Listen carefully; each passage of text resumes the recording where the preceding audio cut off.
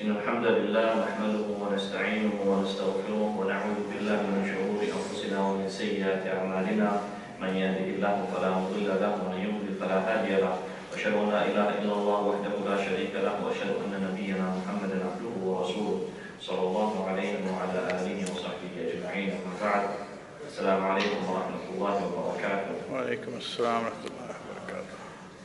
Alhamdulillah, today we will carry on with the stories of the Prophets alayhi salam, and the story that we will cover, one of the stories that we will cover today inshallah, is the story of Ishaq alayhi salam. If you remember in our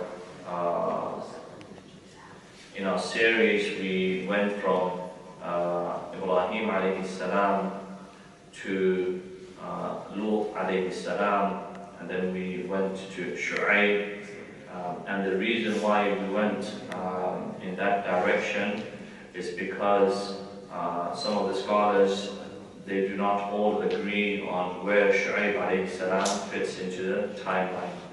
They don't all agree on where Shu'aib alayhi salam fits in the timeline, but most of the scholars, they tend to put him sometime after the time of Ibrahim alayhi salam. So we mentioned Ibrahim alayhi salam and Ismail as well along with him. So now we're going back to that period in time and we're mentioning about Ishaq alayhi salam. And this mention of Ishaq alayhi salam is going to be very, very brief, only because we don't have any authentic knowledge, not much authentic knowledge narrated to us about Ishaq alayhi salam. We know that Ishaq alayhi salam was one of the sons of Ibrahim alayhi salam. His other brother was Ismail alayhi salam. Some of the scholars, they mentioned that Ibrahim alayhi salam had more children than Ismail and Ishaq, but Allahu A'lam, Allah knows best if he had more children than Ishaq and Ismail. And we are told in the Quran that Ishaq alayhi salam was given as a blessing to Ibrahim alayhi salam. Allah Azza wa Jal gave Ibrahim alayhi salam both Ismail and Ishaq at a very old age. So he was an old man, Ibrahim alayhi salam, when he had these two children. And Ishaq alayhi salam, when he's mentioned in the Quran, Allah Azza wa Jalla describes him as Ghulam Alim. Allah Azza wa Jalla says, وَبَشَّرُوهُ بِغُلَامٍ عَلِيمٍ. That the angels that came to Ibrahim alayhi salam, they gave him glad tidings of a boy that will be born, that is Alim, that has knowledge. As opposed to his brother Ismail alayhi salam, who was mentioned as Halim. Forbearing, he was very patient and had a lot of mercy. So this is what has been mentioned to us about Ishaq alayhi salam. And Ishaq alayhi salam, from what we can deduce and understand from the stories of other prophets, he was a very noble prophet. He fulfilled the duty that Allah Azza wa Jalla placed upon him.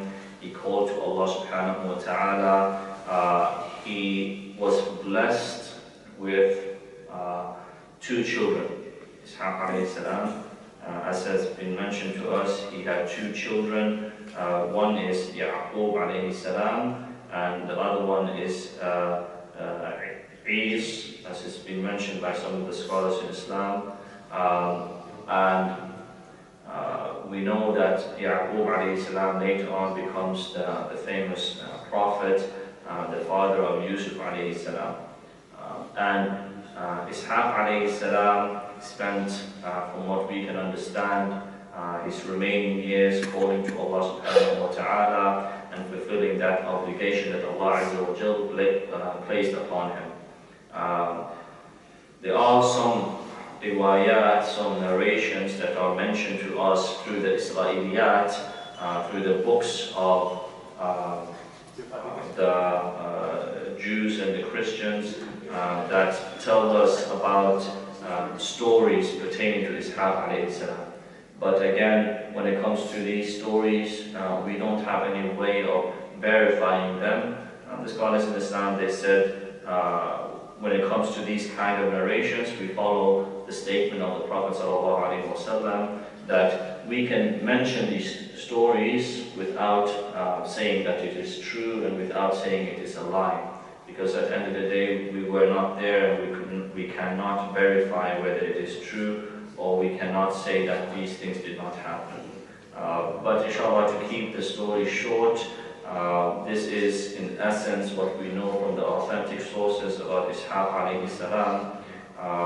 And some narrations mention that he reached 200 years or so in age. So he became, Allah Azza wa Jal blessed him with a long life. So moving on from Ishaq alayhi salam, Allah Azza wa Jal blessed him with those two children. One of them is Ya'qub alayhi salam. Now, Ya'qub alayhi salam was also known by a different word, a different name, and that name was Israel. So Ya'qub alayhi salam's other name is Israel. And Israel, in their language, in the Hebrew language that they spoke, it translates into Abdullah, a servant of Allah subhanahu wa ta'ala. Just a question on the side for people to research, and inshallah maybe next week we can see who comes with the answer. In the Quran, Allah Azza wa Jalla tells us, mentions often Bani Israel or Banu Israel, the children of Israel alayhi salam, yani Banu Ya'qub, the children of Ya'qub alayhi salam. However, there's only 2 times in the Quran, in 2 different places, where Allah Azza wa Jal refers to Israel without adding Banu or Bani. Okay? So Allah Azza wa Jal refers to Ya'qub alayhi salam by the name Israel. And the question is, where are these 2 places in the Quran? Anyone that wants to research that can research it. And inshallah, if you have the answer, you can share it with us next week.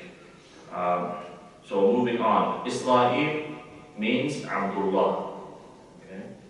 And that last part of the name Il in the Hebrew language, scholars in Islam, they said it means Allah. Il in the language means Allah.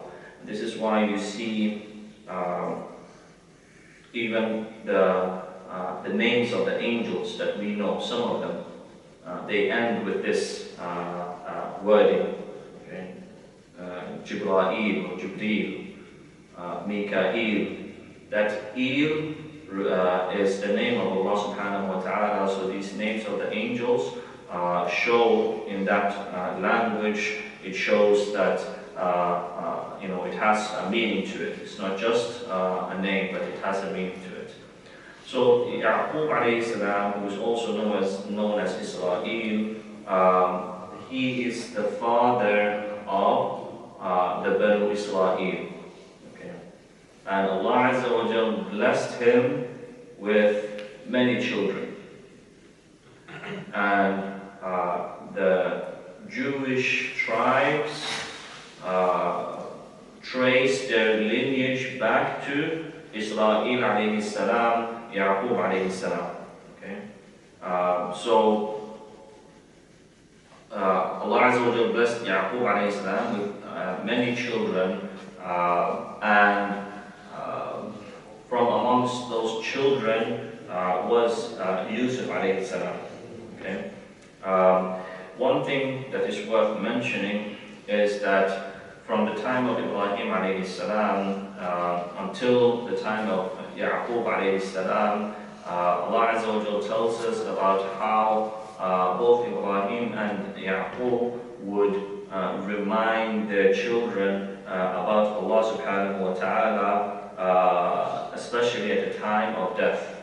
Okay, this is a a good practice that people tend to forget today.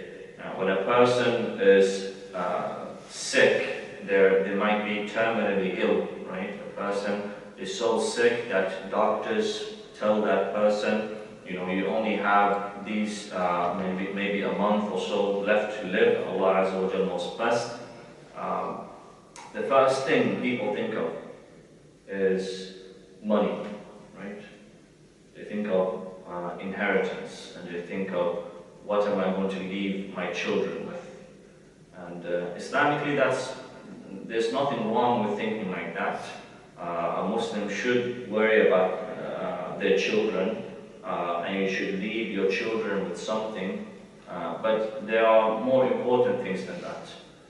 And we see that through the practice of the Prophets ﷺ, that they were more worried about their children going astray after them, once they pass away. So subhanAllah, imagine a Prophet of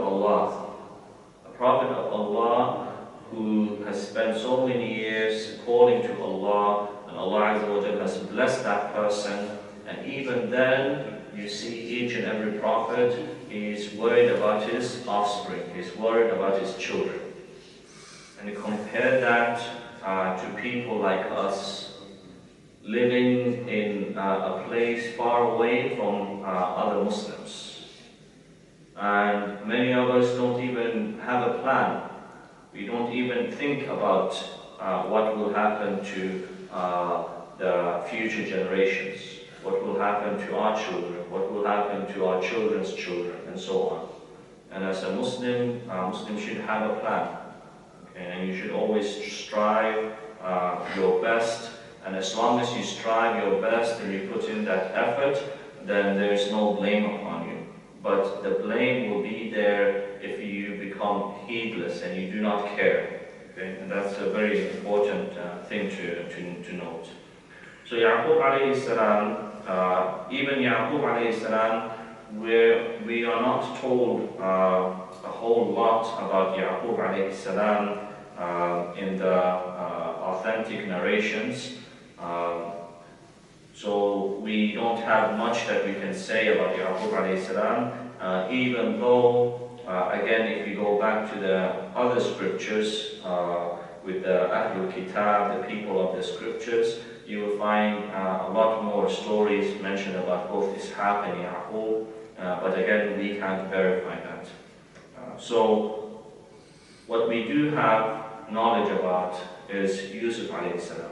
Yousuf alayhi salam's story is mentioned in detail, and one of the reasons for that is because the Jewish people, they used that as a test and trying to see if the Prophet ﷺ knew about the stories that were mentioned in their books.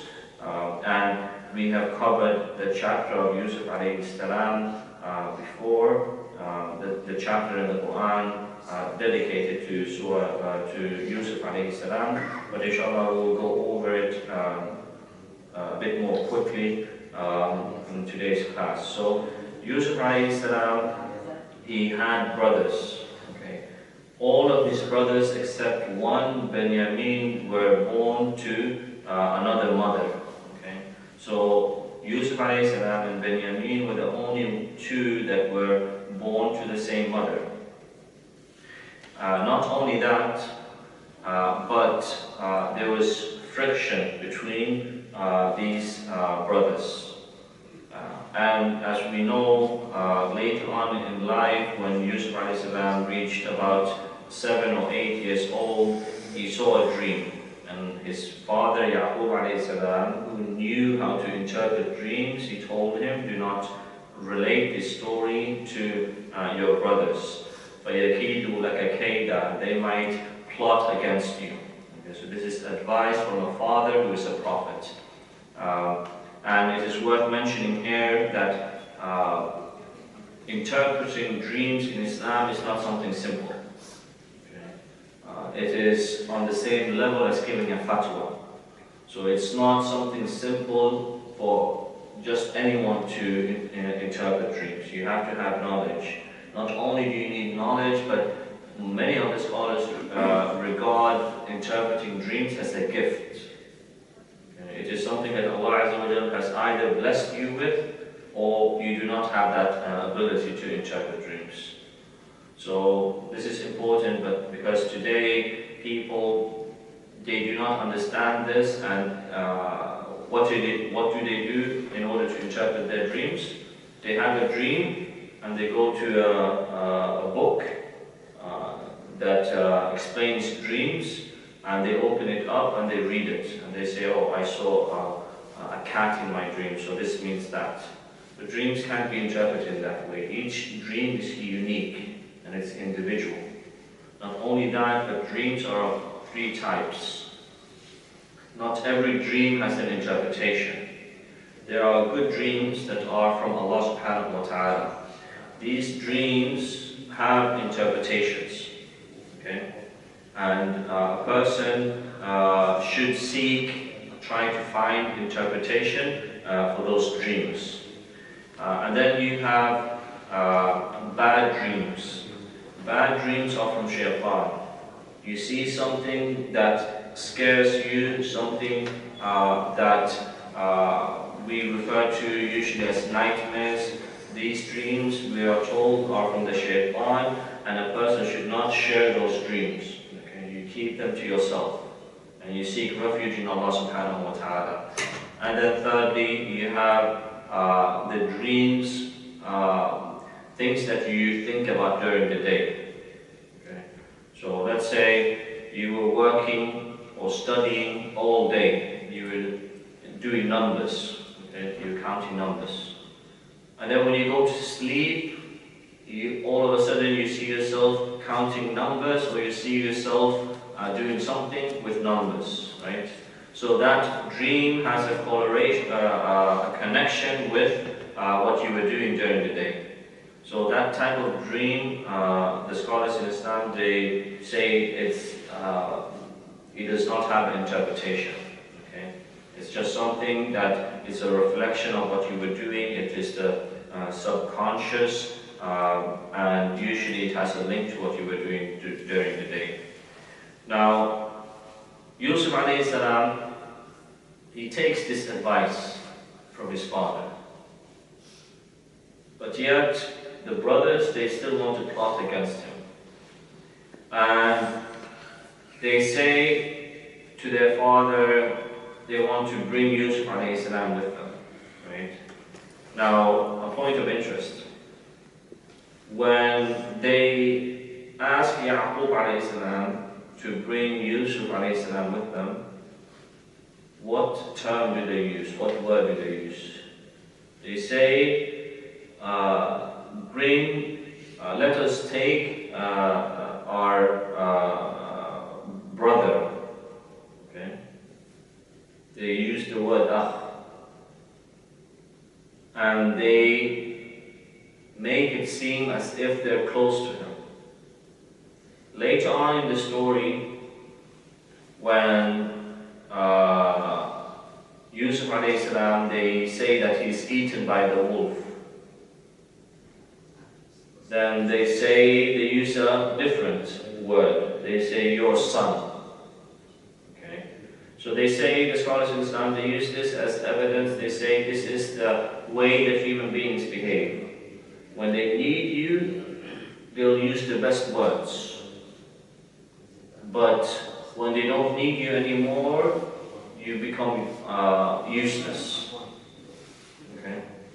Another thing that is worth mentioning is the fact that the brothers were plotting to do something evil to Yousuf alayhi salam. They said a very chilling statement.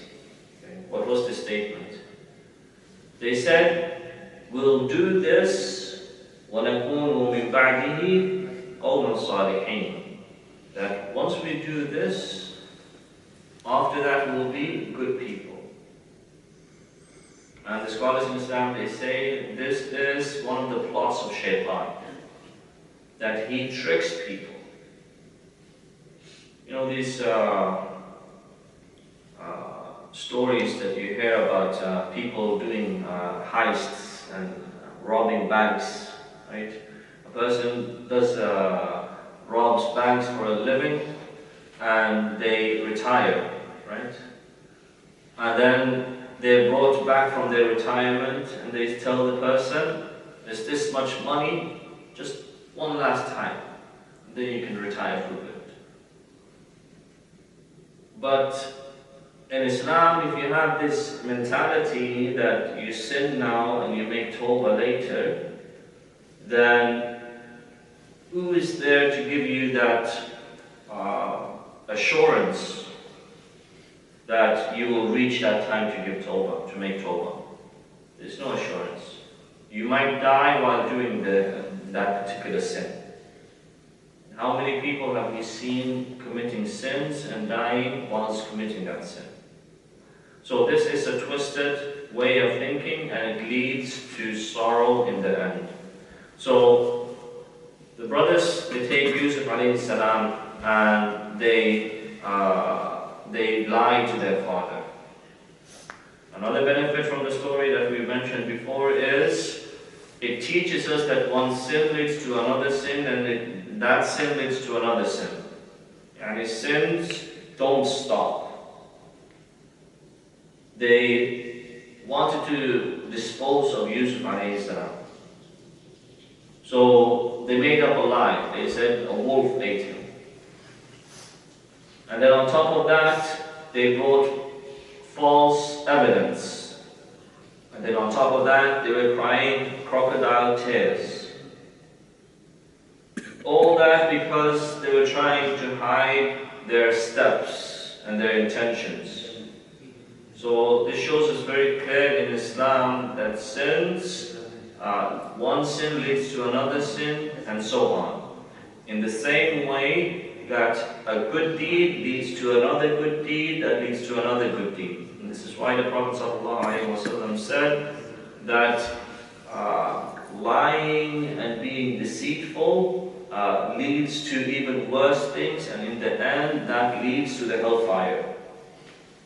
As opposed to being truthful and speaking honestly, that leads to build righteousness, and that righteousness leads to Jannah in the end. And then Yousuf alayhi salam is sold into slavery, and he goes through a lot of fitna, a lot of trials, tests that Allah subhanahu wa ta'ala puts him through. And in that, there's a great lesson.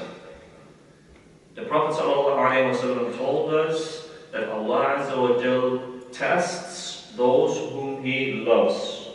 Okay? And the ones that are tested the most are the prophets. No one on the face of the earth is tested more than the prophets ﷺ. So when you go through a difficult time, whether it is at school, at work, at home, then don't think for a moment that Allah subhanahu wa ta'ala is trying to disgrace you.